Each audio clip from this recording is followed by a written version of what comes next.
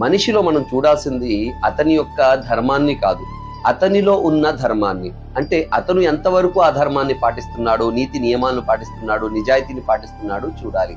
మరి చాలా మంది మా మతం గొప్ప, మా ధర్మం గొప్ప అని చెప్పి బడాయి చెప్పుకుంటుంటారు. ప్రతి ధర్మం గొప్పే ఆ విషయానికి వస్తే, ప్రతి మతం కూడా గొప్ప. ఎందుకంటే అది మంచినే బోధించింది, మానవ సమానత్వాన్ని బోధించింది. మనమే అంటరానితనాన్ని అంటగట్టి లేనిపోని విద్వేషాలను వ్యాప్తి చేస్తుంటాం.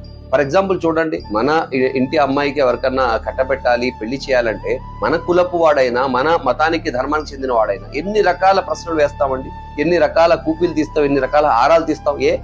మన మతం వాడే కదా, వెంటనే ఇచ్చి చేసేయచ్చు కదా? కాదు. కాబట్టి ఆడి యొక్క ధర్మాన్ని, మతాన్ని చూడట్లేదు, వాడిలో ఉన్న ధర్మాన్ని, క్యారెక్టర్ ని చూస్తున్నాం. చూసారా?